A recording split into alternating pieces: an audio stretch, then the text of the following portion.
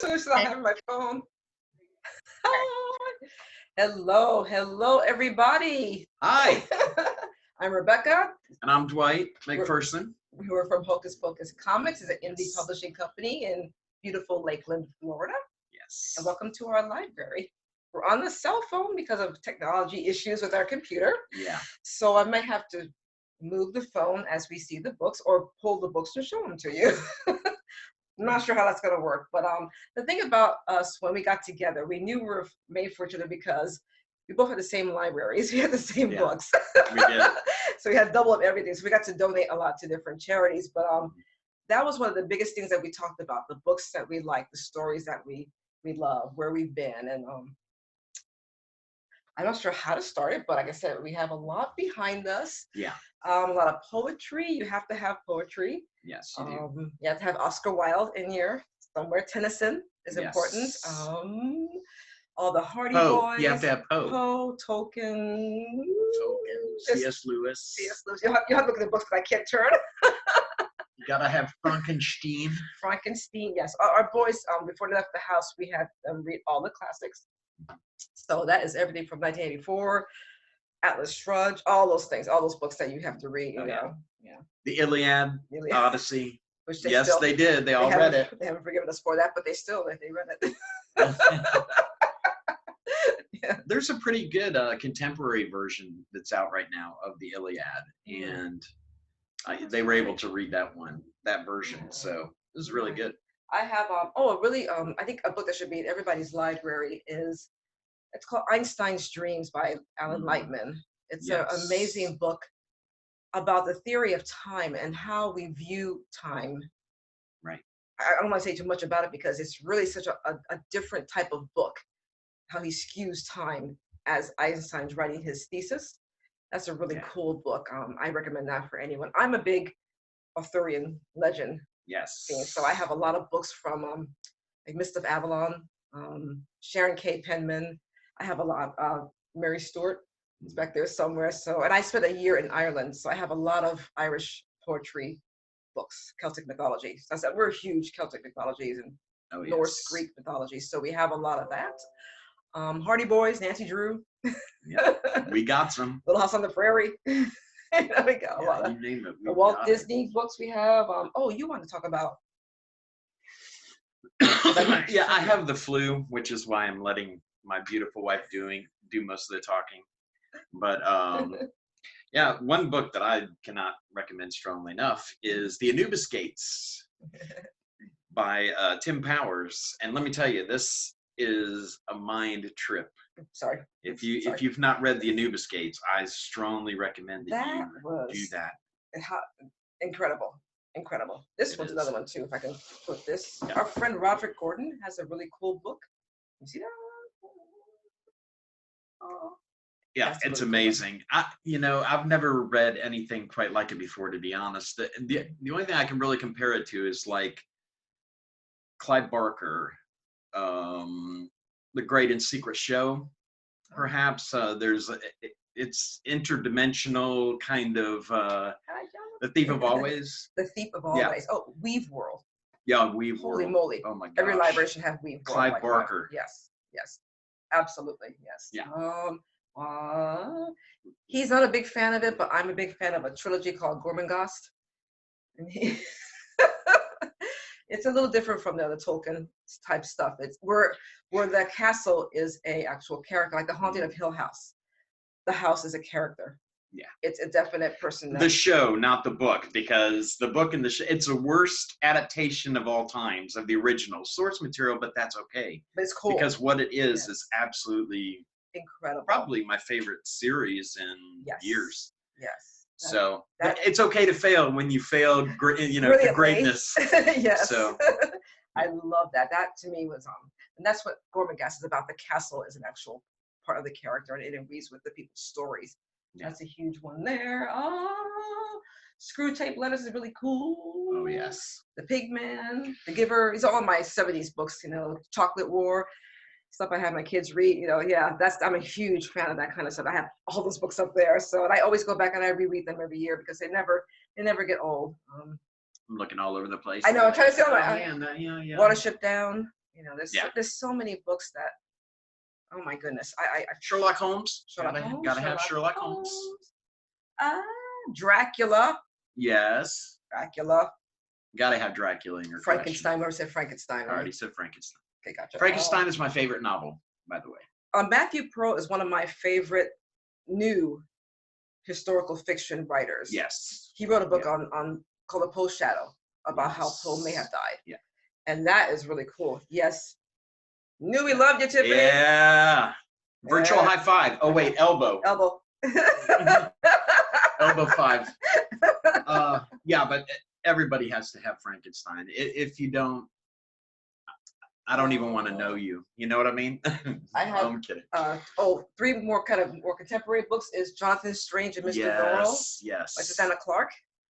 And they made a series out of that as well. It's perfect. What was it on again? Oh, that was a while ago. I think Netflix. I want to say. I don't remember what it was. No, you can probably find it on Netflix BBC. now. Oh my gosh! Yes, please do. Oh my gosh, I want to see that. Please. Absolutely. Yes. Alan Moore's Jerusalem, a really cool book. Yeah. The Historian by Elizabeth Kostova was really, really cool. As she was saying though about the Poe Shadow, Matthew Pearl. We actually became friends with Matthew Pearl over the Poe Shadow because you know, we did our graphic novel, The Imaginary Voyages of Edgar Allan Poe. So that's how I was able to connect with him, and I did an interview on our YouTube channel. The Raven Lunatics. So we interviewed him. He also has one called The Last Dickens, which covers the story of the last chapter that was lost, and he gives his theory of what happened, just like he does in the Poe Shadow. Yes. Of how Poe died and what happened. You know, what really happened was the cause of his death. Because it's still a mystery. It's still, in case you hadn't guessed the stuff we mentioned, we love mysteries. I mean, you know, Scooby-Doo, yeah. You know, Hardy Boys, Nancy Drew. You know, we just couldn't get enough enough mysteries. Right. Any book that he writes is really good. Oh yeah. And The Technologist is a fantastic book. Yes. The Dante Club. The Dante Club is fantastic. Another book I'm thinking of, and they did a show. The show was kind of okay. The Alienist by Alan Carr. Yeah, we have that. That was a really cool book too. What about The Historian? Did you already mention? Yeah, The Historian. A kind of a new version of a Dracula story. Not like Twilight. Very different from that. Thank God. I'm just kidding. What else? Like I said, I can't turn my head too much. All of our friends' book, right behind me, The Raven's Tale. Yes. By Cat Winters is really cool. Cat Winters is fantastic. And don't judge it by the cover. Read the story. Yeah. It's for sorry, I keep cutting you out. for readers of every persuasion. Yes, and everyone can enjoy it. Karen Lee Street does a series on Poe too. Yes, she does. Oh yeah. Oh, absolutely. I'm gonna stand up. Here we go. Oh, right. I'm gonna start from. Okay. The very, very top, which has a lot of our Hamlet and our Two Towers, Robbie Burns, C.S. Lewis, Robbie Burns. Then you go down here, which is kind of a mishmash. These are all my Irish books. And if you don't have the Hitchhiker's Guide to the Galaxy, you do not have a library. Oh, you need to get. You gotta have that book. Yeah, you gotta have that book in there. Kristen Lavenstutter. That's a real neat Norse mythology cool thing. A little more C.S. Lewis, Christopher Robin. You gotta have Poe, and Pooh. And you gotta have pirates. And pirates. You gotta have something having to do with pirates in your library. Yes, pirates. That was the inspiration for Dead Men Tell No Tales. It was one of my resources. Going down look at that. The World of Christopher Robin. Frankenstein. Modern contemporary Irish drama. We love, you know, anything. Irish, stage plays, you name it. Here's all my little poetry. Wait, let me make sure you can see this. Okay. All my Sharon K. Penman books by Robert Jordan that I have signed. Love him, miss him. You see that? Oops. I almost got knocked out. Down here is a little mixed mash because some of these books are missing. I have Good Omens. Oh my gosh, you gotta have that. Yes. That's just really cool. This right here, The Shades of Simon Gray, Joyce McDonald. It's kind of a little known book, but it's very, very cool teenager coming of age story. Show them the Poe Shrine. The Poe Shrine. Yes. Can you see that? That's our friend Chris Sentner from the Poe Museum in He's the curator of the Poe Museum. Virginia. And also a very good friend. I'll never get this book back in there. Thanks to Poe. I've met a lot of cool people thanks to Poe. Down here, let's go down a shelf. We got my top 500 poems in America. Agnes Gray, always Oscar Wilde, gotta have him in there. Bronte. Rumblefish, More Cricket at Times Square, my childhood. I love to collect guidebooks to different cities. Kind of crazy there. I'll watch it down. Got more of our J.R. Tolkien, letters of Tolkien. Oh, I love letters. And then English literature. And now here's kind of weird. This is all my childhood stuff from Walt Disney. I don't know if you can even see this. My phone's kind of weird. But that's kind of that one thing. That's one little bookshelf. They're kind of all now there. I'll see if I can get you around to this side because it's going to be kind of very, oh my gosh. If I fall, you have it on TV. You have if you have it filmed. Okay, here we go. Up here.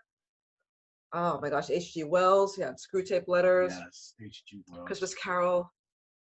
I Love the Blue Dolphins. That's one of my favorite. Whirligig. Love Whirligig. Legends of Sleepy Hollow. Yes. Picture of Dorian Gray. All My Gormengoss. Saturday the 12th of October. Awesome book about coming of age, again, a fantasy book. And that's all his toys. So his toys. It's nerd candy. Nerd candy. So the rest, we have one of the bookshelf, but you don't want to see that because it's a mess right now. But that's kind of the core. This right here is the core of our library, our references, where we always keep going back to over and over again to get inspiration. For me, every year I read The Wind in the Willows. That's actually one of my favorite childhood books. Yeah. I can read The Wind in the Willows probably every day and still laugh my head off because I know it's coming, but it's a fantastic book. Mr. Toad. It's all about Mr. Toad. Yeah, Enid Blyton. She's another English writer who's really, really good. Yes. This right here. Oh, right here. Yeah. This one is Shakespeare. I found this in a little yard sale. Yeah, it's really old. It's really old. And so is this one here.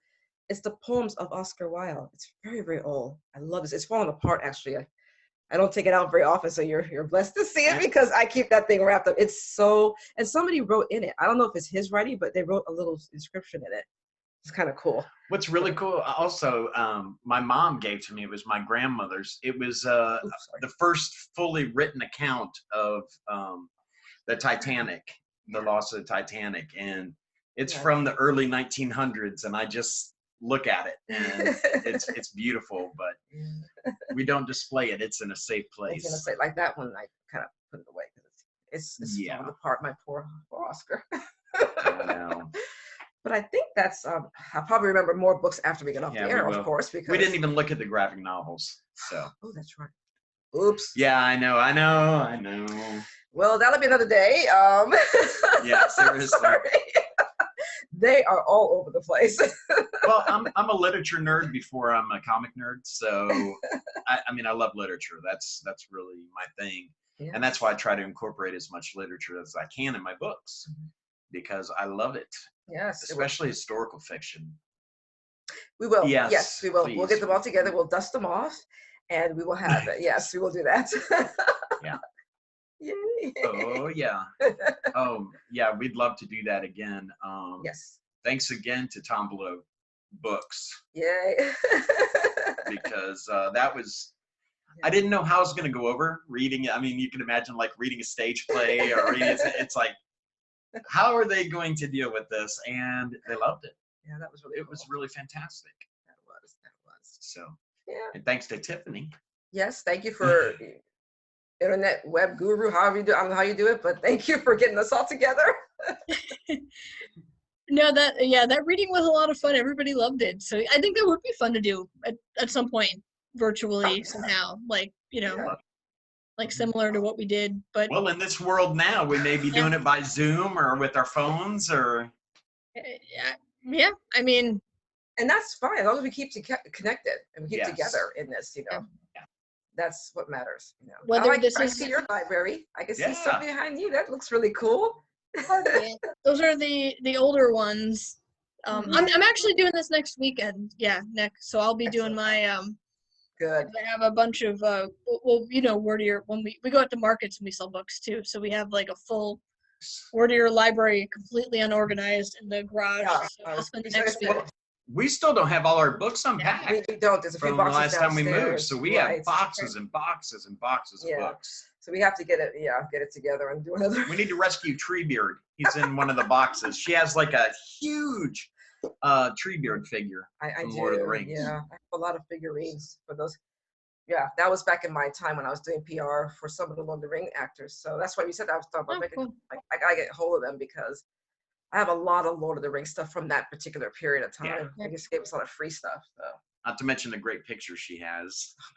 You know, Andy Serkis. that was a cool time. That was really, I the like that. Hobbits. That was a very magical time. No, that's, I didn't realize you did. I didn't realize you did that work. That's awesome. That's fun. It was really a lot of fun. And they're all wonderful. You worked for the OneRing.net, right? That was how I got the actors from New Zealand up to the OneRing.net. It's the Oscar parties. I did all that coordinating with those. So I worked with mostly Craig Parker and Bruce Hopkins on that. Cool. So we had to wrangle all these different hobbits. It was incredible. Wrangling hobbits. Wrangling hobbits. Yeah. In the Hollywood Hills. Yeah. I'm still jealous. It was so much fun. That's going to be like a show in itself. I should talk about that because it was a lot of fun. You should. You guys, yeah. I'm sure. I mean, crazy Yeah. stuff. Those hobbits. Yeah, I wish we had more of our library out, but I know. Yeah, you we're know. trying to slowly get it out and organized, but it's on. We just did that literally like a couple hours ago. You guys Yeah. seen that? well, where I have the flu too, it's We're been trying to get this very going. slow going, getting things yeah. done. I'm sorry to hear that. I'm hoping you're feeling. It just happened. I mean, he gets strep. I woke up yesterday with a sore throat, and just my temperature went up, and Gonna quarantine you, honey. the whole dry cough and all that stuff. Yeah. Are you sure? Are you? I mean, I guess nobody really knows what they Well, have. he's gonna go get a prescription from his doctor, but it doesn't hurt to check. Yeah, I mean, I Everybody's. don't doing know it. how I would. I've been in the house. The only time that I leave is to get groceries and come back. But you That's do. I like run away That's from enough. people with That's my enough crucifix. to- It's enough. I know it is. It's enough. It's Yeah. just it's crazy. It's a crazy world. Just we live touch a in. doorknob that somebody's touched. Oh, help us, Crazy. I know. I'm She's glad been it's not making a me zombie Lysol virus. everything and alcohol wipe all of the things. So. Mhm. Yeah, Yeah. that's pretty Which much it. is correct. No, it Sorry, is I correct. care. It's just it makes me crazy. So, well, Dwight, please stay healthy, and both of you stay healthy. will. Thank you for sharing, some of your favorite books and a little bit of the books that you've unpacked. And we'll definitely have you. Yeah, I'll email you like some dates that we have. We're doing this through like May because I don't imagine anybody's even once we get like. Yeah, you can go out. I feel like people aren't going to go out, so I gotta go out and I meet up. know. Right. Yeah. Yeah. Oh, so well. we'll keep doing like this digital stuff just to keep everybody connected while we. Okay. Well, thank you. Anytime. Yeah. So thank you so much. You guys take care of yourself as well. Yes. Be safe. Be safe. Appreciate it. All right, I'm gonna mute you and I'm gonna unmute John. And once I get it. All right. That's not how you do this. I don't think I'm. Yeah. Ah, there we go. Yeah. You can hear me now? Yeah. Hello? All right. So am I good, Tiff? Am I good? I'm good. Okay. All right, cool. Yeah, so I'm Jonathan Marcantoni. Even though I'm not living in Florida, I've long called Tampa my home, Tampa St. Pete area, graduate of the University of Tampa, kind of went back and forth all throughout my life. And I'm originally from Puerto Rico. So actually a lot of the books that we're going to talk about are I have the Spanish versions of them, but they are all available in English, however, so you guys can check them out too. I'm also a novelist. I've had 5 books published. Actually, one of them I do have here, which is Cristiana, which is my first Spanish book. And that was actually a really cool experience with that book because I got to go to Cuba, and I presented it at the Havana International Book Fair, which was a really amazing experience. And Cuba was like one of the most unique experiences of my life, being able to go there. But no, I actually have like, so this this library that you see here, obviously it's very small. I recently am divorced, and my ex-wife got all the big bookshelves. Like she has like 4 bookshelves full of books, and so I had to like bring over everything that was mine. I actually do have one other bookshelf in this apartment, but I moved all the books that I wanted to talk about today over to here. And I'm not going to like have you guys go all around my apartment because I know that's visually not very appealing. Also, I'm a publisher as well, and I run La Casita Grande Media, which we try to adapt our own books into theater and film. So some of the books that I have in here are actually ones that I have published, or they're by authors that I've published. So one of these is The Hypermarket, which is a science fiction book. It's actually, what it's about is, it's basically like capitalism runs amok to the degree that the entire world becomes a Walmart, essentially. Like everybody's living inside of a market. And the book goes around, jumps around in time to kind of like show you how the world became this way, and also the movement to try to liberate people from this hypermarket. So this is actually available on Amazon. If you want to check it out. The author is, he's a Mexican-Australian author, Gabriel Garcia Ochoa. And this book, Drift, I didn't publish this book, but the author, Chris Campagnoni, I actually published his first novel. And Drift is probably my favorite book of his. Like, it's a fucking crazy-ass book. All right? It's basically a bunch of, like, interconnected short stories that all revolve around kind of like the worlds of fashion and the worlds of like movies, and it also kind of the underground, you know, drug trade and human trafficking and things like that. It's a really, really cool, crazy book. One of the best things that he does in here is he has these scenes called, they're called atrocity exhibits. And basically what it is like, it's a tour around these different art galleries. Or it's a tour of an art gallery where all the paintings are like depictions of the worst shit from society. It's just a really cool book. It's published by this press, Kingshot Press, which has a lot of really funky and alternative books. If you're kind of looking for stuff that's outside of the mainstream, Kingshot Press has some really good ones. Also, so okay, I'm not gonna fuck with those anymore. With like the ones that I'm connected to.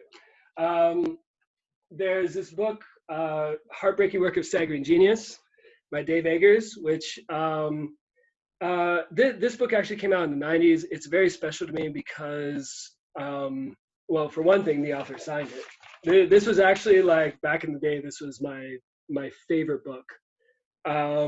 And the book, what it's about is, it's a memoir. It's a memoir about the author. His parents died 6 months apart, both from cancer, and they and he was like, I think around 23, 24 years old, and he had a younger brother who was a minor, who was only about 10 or 11, and he ended up becoming the caregiver of his brother at 24. And it's about that experience. And what's really fun about this book is that he writes it in a really satirical style, where he's kind of making fun of himself throughout it, and also making fun of like all the tropes of, you know, of having a tragedy happen to you, and then like basically he's making fun of the book that he's writing while he's writing it. And so it is a very powerful book. It's also, I mean, it is very sad. Like, he does allow like the serious moments to express themselves, but he also pokes a lot of fun at it because he doesn't want you to like pity him, you know? And this was a book that just, it's like really inspired me as a writer. It's influenced me greatly. And it's also just a really fun fucking read. And I think especially now when we're in this like absurd situation and we're having to like try to make the best of it. And you know, I was talking to some friends the other day about like, you know, can we poke fun at the situation that we're in, or are we supposed to be just like dire and serious and woe is me about it? And I feel like some people are wrestling with that. You know, I mean, I'm one of those people, like, I'm more than happy to make fun of this whole situation. I'm all about humor and getting through stuff. Oh yeah, Vanessa, yeah. I'm glad you know this book. Yeah, this is an amazing book, and I think it takes the right approach to dealing with tragedy. Another book I want to talk about, and then I'm probably going to be getting into the books that like nobody on here knows what the fuck I'm talking about. So before I get to that, I just want to talk about this book, which is called "No Matter How Much You Promise to Cook or Pay the Rent, You Blew It because Bill Bailey Ain't Never Coming Home Again," which is a fucking mouthful of a title, right? It actually, like, the reviews of this book, they only call it Bill Bailey, and it's by this guy Eduardo Yunque. And I got a crazy story with this. So a few years ago, it is an amazing title. A few years ago, I was introduced to the writer Nelson Dennis, who he wrote a book called War Against All Puerto Ricans. It became like this big thing, especially in Latino circles. And he reviewed one of my books. And me and him became friends and kind of formed like a mentor student kind of bond. And he knew this author, Eduardo Yunque. And he told me all these stories about what a complete asshole the guy was. And there's a very interesting video on YouTube where it was a tribute to this guy because he died in 2008. And there was this tribute that the Center for Puerto Rican Studies in New York did for him. And the tribute's about an hour and 10 minutes long. And the first 50 minutes of it are all these people who just loved him. And a couple of them I know personally. And they're just like singing his praises and saying just what an amazing person he is. And then his daughter is the last speaker. And her thing is about 15 minutes. It's the last 15 minutes. And she spends the entire time shitting on him. And just like talking about what a horrible person he is. And how he just fucked up her childhood and her life. And it's no, I do mean to laugh. It was really funny. Like, it really is. I know that makes me a horrible person. But but it was one of those things of just like, I really respect the complexity of artists. I think it's one of the reasons that I enjoy being an artist myself, is that we can like really go into the nitty gritty of our complexities as people. And Eduardo Yunque's writing, it's very poetic. This is a book, honestly, I would love it if some of you guys would read this book so I could talk to you about it, because I personally, or for one thing, it's fucking huge. It's like almost 700 pages. But I think like the first 400 pages of it is fantastic. It's some of the best writing you'll ever read. It's about this Vietnam vet who he was an aspiring musician before he went to Vietnam, and then like the war fucked him up, and he ends up forming this friendship with a young girl and teaches her about jazz and about basically all the music history that he had been growing up in. And then they form this friendship, and kind of their families come together, but then a bunch of tragedy strikes. And the thing is that once this fucking book gets to the tragedy the tragedy part, where like everything starts going downhill, it is really hard to read. I'm just going to be honest. Like, it's really super violent and crazy, and it kind of like tests how much you can like stomach. But like the 400 pages leading up to that are fucking amazing. Like, they're just beautiful writing. There's actually, because I know Vanessa also lives in Colorado. There's a sequence in this book that I absolutely love, which is where one of the characters, he's from Denver, and he talks about this cross-country journey, and going from California and driving through Colorado back to Denver and then driving to New York so he can pursue a music career. And as a person, like my day job, I'm a field service representative. I drive around everywhere. So like I totally relate to it. And there's a description of like driving through the Rocky Mountains that is so spot on and so beautiful. It really is just poetry. So this book, I'm kind of giving it half a recommendation. Like I sort of want other people to read it just so like they can either tell me I'm really wrong, or they can also like bask in the just weirdness of this book. So, oh, there it goes. Okay, so now I want to talk about a few other books that have been really special to me. And again, even though like they're in Spanish, there are English language versions to them. So El Entrenado by Juan Jose Sayer, he's an Argentinian writer. In English, the English translation, there actually are a couple really good English translations of it. The English translation is actually The Witness, is what they call it. Entrenado does not mean witness, it means stepson. But The Witness is actually a more accurate title. What this book is about, this is actually my favorite book of all time. What this book is about is it's set during the Spanish conquest of the Americas. And it's the narrator is writing from like when he's 70, 75 years old, and he's looking back on his life. And he was a cabin boy. He went over with this one ship. They get to a place in South America, which is supposed to be Argentina. And when they get off the boat, the entire crew, except for him, are killed by this native tribe. The native tribe then takes all the bodies and him back to their village, and they perform this ritual where they eat the entire crew and make him watch it. I know, fucking crazy, but stay with me, okay? I see the look on your face, stay with me. I know, like that's really brutal, but then what it is, he ends up spending 10 years with them, with this tribe.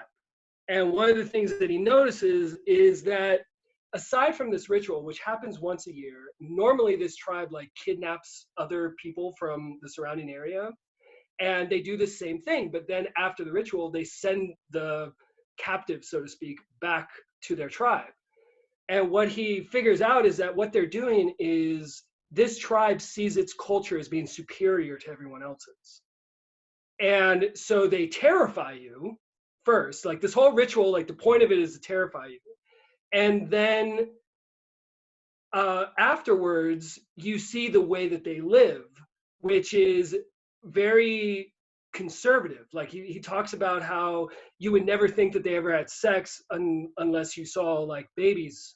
You know, like babies just like show up. That's the only way that you know they have sex. Otherwise, they're incredibly cleanly. They're very much about education and about all the merits of their culture and teaching you about their culture. You, the captive, I mean. And he spends, and after 10 years, like another Spanish ship comes along and they send him back to it. Because basically he stays with them for 10 years because they were waiting for his people to come back for him.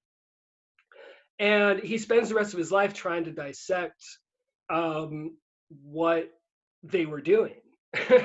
and basically what he comes to realize, without like giving away too many spoilers, what he comes to realize is that what they were doing is basically what Europeans are also doing with their conquests and with their wars.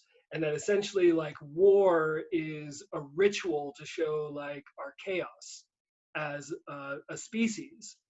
And so like through chaos, we try to conquer other people and we try to dominate them. And then in peacetime is when we show them like all the humanity and strengths of our species and our community and our civilization.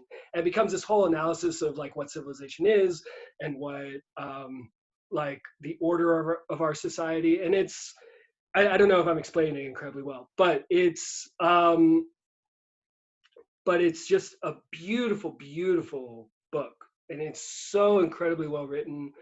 And it taps into all these like different ideas of like what makes us us and what makes us a society, and why do we stay with civilization even when like civilization is super fucked up. So yeah, El Entenado, it's a crazy book. Oh, I totally lied just a minute ago when I said I was just going to be talking about these different Spanish books. I do need to plug this one book, which is by a mutual friend of Tiffany and I's, Paul Guzzo, The Overnight Family Man. This was, so he was basically, he was 35 years old. He met his wife, or he met the woman who would become his wife. And within a year of meeting her, because she already had 3 kids and then they have a kid together. So within a year, he goes from being a bachelor to having like 4 children. It's a really funny book. Especially if you're a parent, it's very relatable. I don't know if you can really see the cover, but it's him with like a diaper on his head and his kids being super crazy. But yeah, I just had to plug him real quick. Paul, of course, introduced me and Tiffany to each other several years ago. Okay, so back to the Spanish books. So I want to talk about this book, which is Julio Cortázar's Rayuela, which in English is Hopscotch. And this is Julio Cortázar, also an Argentinian writer. Actually, like a lot of the books that I love are Argentinian. But this is probably his most famous book, his most complicated book. Basically, the way this book works is, let me see if I can find it. So, okay, so the way, I don't know if you can see it, but like it has like the chapter titles at the top of the page. And when you get to the end of a chapter, I can find the fucking end of a chapter. When you get to the end of the chapter, there's a number at the bottom, which tells you one of the chapters that you can jump to or hopscotch to.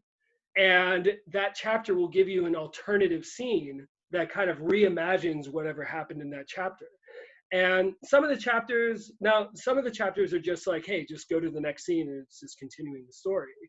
But then other ones will like have you jump all the way to like the back of the book to see these alternative versions.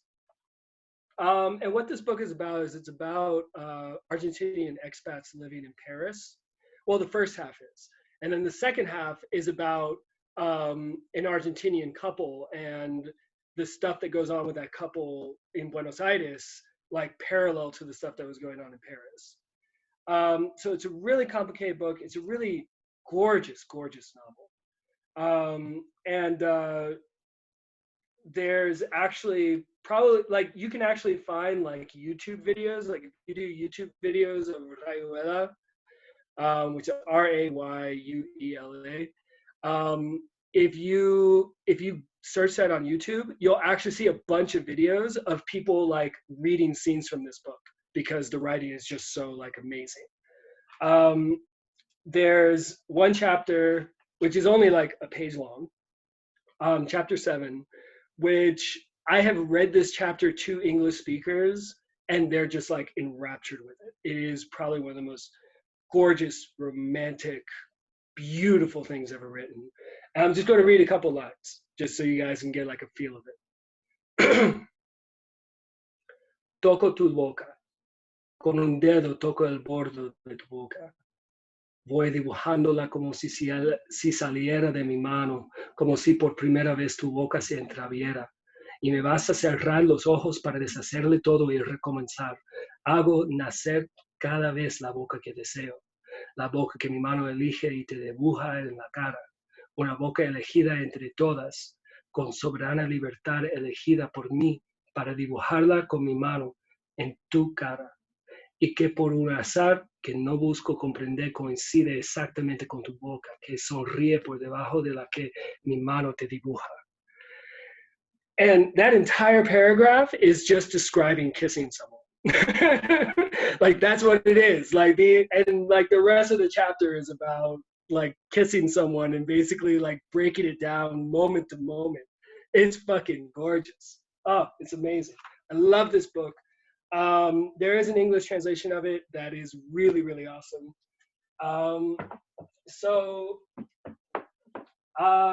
This book is actually like, if you have any interest in like Latin American studies, or just like if you're a history nerd, like I'm totally a history nerd. But Las Venas Abiertas de América Latina, or the Open Veins of Latin America, this was actually gifted by the former president of Venezuela, Hugo Chavez. He gifted a copy of this book, in English, obviously, to President Barack Obama. And this is a book, it breaks down the history of the Americas from the conquest to today, or really to 1970s, because that's when it was written. And it is one of the most amazing, amazing chronicles of like our society and what being Americans are. And I don't mean Americans as in the United States, I mean like this hemisphere, you know, or these two hemispheres, the northern and southern hemisphere here. And this is a book like there's stuff that he talks about with like economically, like what happened in Latin America, why Latin American societies are the way they are, why they're different from the United States. He has a very provocative, Eduardo Galeano is the author, by the way. He's a Uruguayan journalist. He actually died a couple of years ago. He wrote this while in exile, also, is a very interesting fact. But yeah, he has a very provocative like analysis of the United States and like the American Civil War. That's very interesting. It's Marxist. It's very Marxist. So since I brought that up, so basically his whole view of the American Civil War is that it was, aside from like the racist slavery stuff, it was also a battle between an industrialized urban North versus an agricultural South. And that the Southern United States, their economy and the way in which Northern industrialists would exploit it is very similar to what the United States as a country would then do to Latin America. That basically the United States treated Latin America as a rural region that they could exploit all of their goods to. And he kind of makes the case that basically like after Spanish colonialism, like the United States became like the colonial overlord of Latin America. So just, yeah, really provocative book, really interesting stuff. So, yeah, what next to talk about? Okay, so yeah, I made this whole like thing about how Puerto Rican I am, and I haven't like talked about any Puerto Rican books. So La Guaracha del Macho Camacho, which in English, I think the English language version calls it Macho Camacho's Beat. Macho Camacho was a boxer back in the 1970s. Guaracha is a type of music. It's similar to salsa, but kind of has a more syncopated beat. Honestly, if you don't really know Spanish music very well, you wouldn't be able to tell the difference. It sounds like salsa, unless you kind of know the ins and outs of it. But La Guaracha del Macho Camacho is a satire of Puerto Rican political life. And Luis Rafael Sanchez, one of the greatest Puerto Rican writers, he supports independence for Puerto Rico. He wants Puerto Rico to be its own nation. And basically, like, he wrote this book, which mostly features characters who want Puerto Rico to be a state, and he's like making fun of them essentially for the entire book, and kind of like breaking down like the various forms of racism and greed and corruption in the Puerto Rican government toward other Puerto Ricans. And it's but what makes what makes this book really stand out is that this style is so crazy and it's very musical, which is why it's called Macho Camacho's Beat, is because he wrote it in the style of a Spanish song, you know? And so there's a lot of repetition, there's a lot of like there's a lot of like 3-page sentences in this book. Also, each chapter is broken up with these radio broadcasts, and the radio broadcasts are doing just all this really crazy wordplay. And like, let me give you an example. I'll try to do this in my best like radio voice. Y señoras y señores, amigas y amigos, porque le dice el respetable público, y el respetable público es el que dice, y digo que yo que lo que dice mete mieditis. Continúa el primer e indiscutible favor del respetable público a través del primer desfile de éxitos de la Radio Antillana, transmitido por la primera estación radiodifusora o primera estación radioemisora del cuadrante antillano, con super antena trepada en el super pico del super país, continua, repito, para consumo de los radio oyentes que, and then it like stops, like mid-sentence, you know? But like that's supposed to like give you a sense of like these radio announcers, which if you've ever heard Spanish radio, like it just like goes on and on and on, and it's very repetition, and it's very like fast-paced and stuff. So the whole idea behind this book is that like essentially the music that's playing on the radio is like infecting the society, and so like at the end it's like this big chaotic dance, which I know is very weird to describe. Okay, so because I know I probably only have a few more minutes. So I want to talk about two more books that I have. Just two more books out. Oh, there are no rules? Okay, so I can just go on. All right, cool. All right, so I'm going to go away from some of the Spanish titles for a minute. I'm going to talk about some of the more classical titles that I have. Because I noticed this last week with the session of this from last week, that a lot of people have a lot of sci-fi and a lot of fantasy and a lot of genre works. And to be honest, like I love, and I mean love science fiction. And I love like ghost stories and crime novels and, you know, just like all sorts of different genres. But when it comes to like science fiction or horror, things like that, I actually have a really hard time reading it, you know, or even like fantasy. Like for some reason, even though like my favorite TV show is a science fiction show, it's Fringe, you know, but like I really don't have any science fiction books. I really don't have any fantasy books, but then like with TV and movies, like I love that shit. So go figure. But then with like with books, a lot of times, you know, a lot of times I kind of gravitate toward the more literary, or I'll gravitate toward crime books. And since Tiffany's saying that there's no rules, I'm going to talk about more than just two books. Okay? Yeah, because I can. I see your face, Tiffany. I see it. So, all right. So I just got to drop this name, Richard Price. If you have never read a Richard Price book and you love crime fiction, you got to check out Richard Price. Like Clockers, which this is actually a movie tie-in version with the Spike Lee film that was made from it, which is also a really good movie. But Clockers is about the Clocker is a 24-hour drug dealer, and it's basically this drug dealer strike.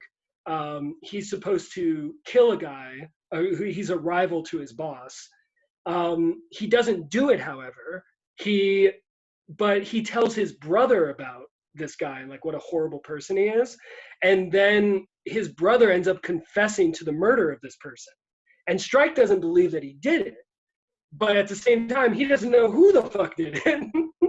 And there's this cop who's like investigating this, and the cop, you know, because the brother is like this straight-laced dude who's, you know, is really like law-abiding citizen and really nice and all, really straight-laced. The cop doesn't believe that the brother did it. The cop believes that Strike did it. And so it's sort of a cat and mouse game between them. And there's a lot of like socio-political undertones with this. Like the main theme of this book is actually like really deep and really telling about our society. And yeah, it's one of the best murder mysteries of all time. I really think so.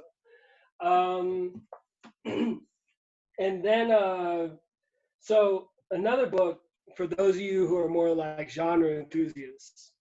I said I want to talk about. Oh no, I don't have it. Never mind. So Pedro Paramo is by the Mexican author Juan Rulfo. Juan Rulfo only wrote 3 books. That was it. He wrote 3 books. Pedro Paramo is the second. It's the only novel that he wrote too. This book was originally 400 pages, and he cut it down to, what is it, 132 pages, which is like some mad fucking editing right there. But what it is that Juan Rulfo was obsessed with word choice and with like having the best words possible to tell his story. And so the impact of it is that it's very like rich writing. It's very intense writing. But what Pedro Paramo is about, it's about this guy. His mother dies, and before she dies, she tells him that his father was this wealthy ranchero, as a ranch owner, in this small town in Mexico. And he goes to that town to try to search for his father.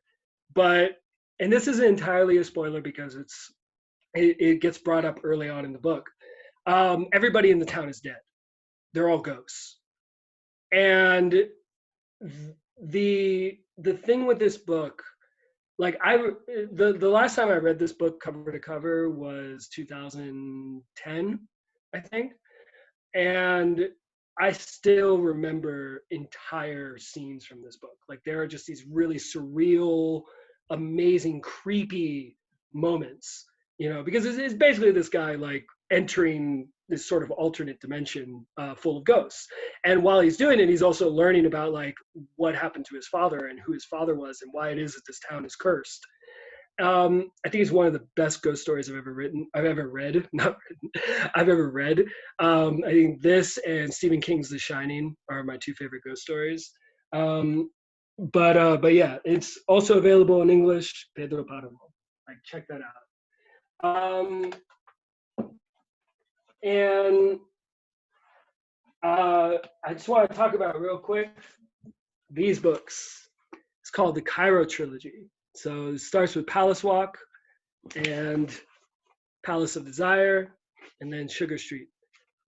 These are by the author Naguib Mahfouz. He's an Egyptian writer. He's actually the only Arabic writer to win the Nobel Prize for Literature. These books were actually his Cairo Trilogy, as they're called, were actually the translation of it was funded by Jackie Kennedy Onassis.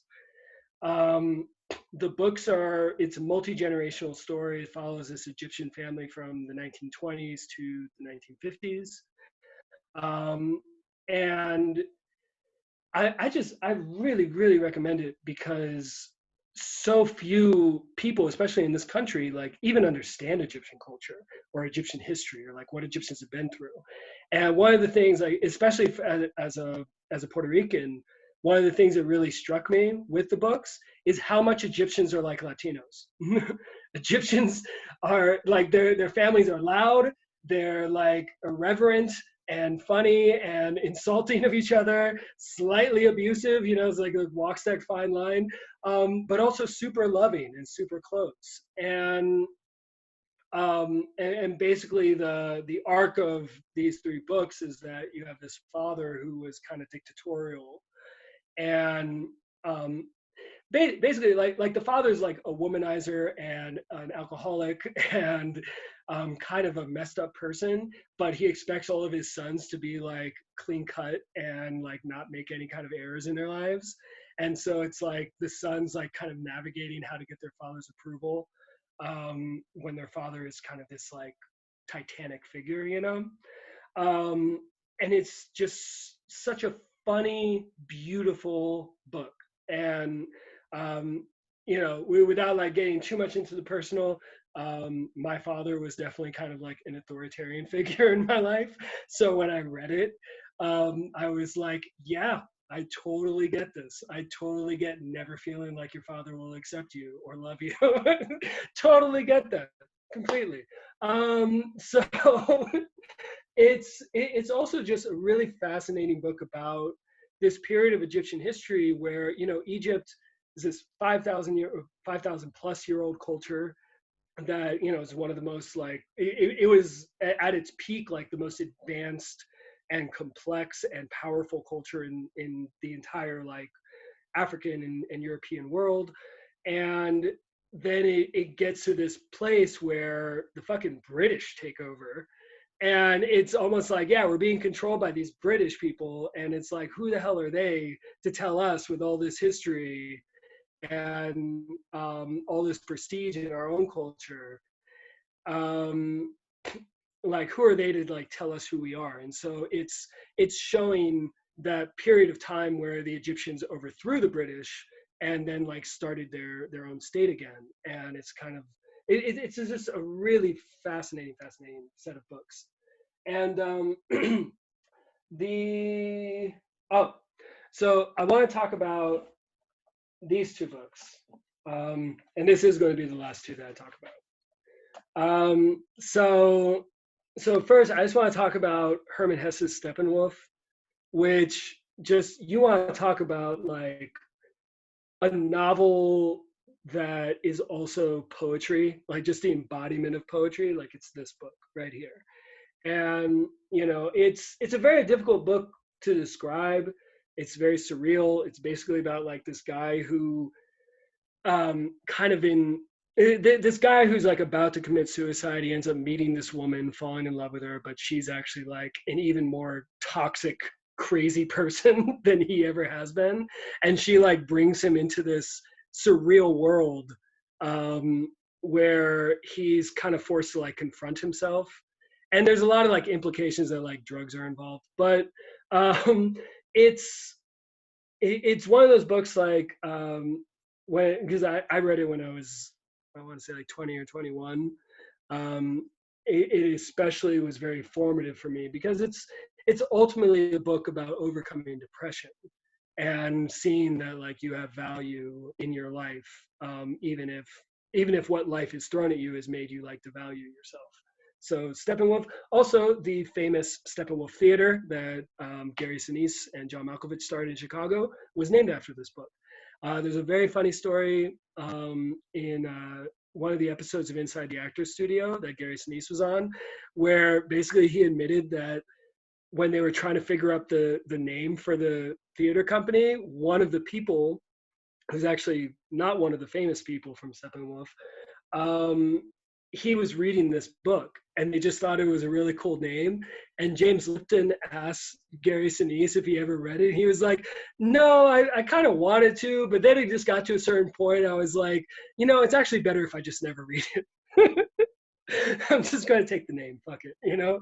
So I love that. But yeah, Steppenwolf, it's just amazing book. And especially like anybody who has like teenage kids or kids in their early 20s, I think it's a really good book to get them to read, especially with like the amount of like teen suicide and depression that's been going on. But this last book was really influential to me. Leisure, the Basis of Culture by Joseph Piper. And basically what this book was written, Joseph Piper was a German philosopher post World War II. And he was noticing that this post-war Germany was kind of like losing itself and becoming obsessed with work and obsessed with productivity and utility, that like everything you have to do has to have a utilitarian purpose, which should sound very familiar to us in the US. And he wrote this book because he was trying to find a way for Germans to not lose themselves in this post-war period. And he basically looked into what the original meaning of leisure is, like what word it comes from. And he found that leisure comes from this Greek concept. The word leisure comes from this Greek concept that basically everything you do in your life, if it's contributing to you being a better person and it's contributing to you being happier and more content, then that is leisure. Even if it's quote unquote work. If your work, if your career fulfills your soul, then that is leisure. And if taking a nap in the middle of the day helps you function to be a better person, that is also leisure. But laziness is as much a person just sitting around doing nothing as it is a person who works all the time. So like if you're just working and working and working, you're just doing it for money, and you're just doing it because you're supposed to or you're expected to, that is not, that is lazy. And that is actually like taking away from bettering yourself just as much as sitting around doing nothing would be. But it's basically trying to get you to recenter your life so that the things that you do, whether it's work or whether it's rest, is feeding a part of yourself and is helping you be better. So yeah, I actually got assigned this book when I was in college, or one of the colleges I went to. I went to 3 different colleges. So this was assigned to me at Oglethorpe University when I lived in Atlanta. And I've kept it. Like, this is the same copy I had when I was 19, 20 years old. And it's just a great book because it reminds you to take stock of why you do things. You know, am I doing something because I'm being told I should do it, because like there's a societal pressure, there's a pressure from, say, family members or loved ones to do something, or are you doing something because you genuinely want to do it? So yeah, that's Leisure, the Basis of Culture. Can't recommend it enough. So yeah, that's a lot of my library, and I can go on and on because I'm like totally egocentric, but I won't. Instead, I think that's a good place to stop. Thank you so much, Tiffany, for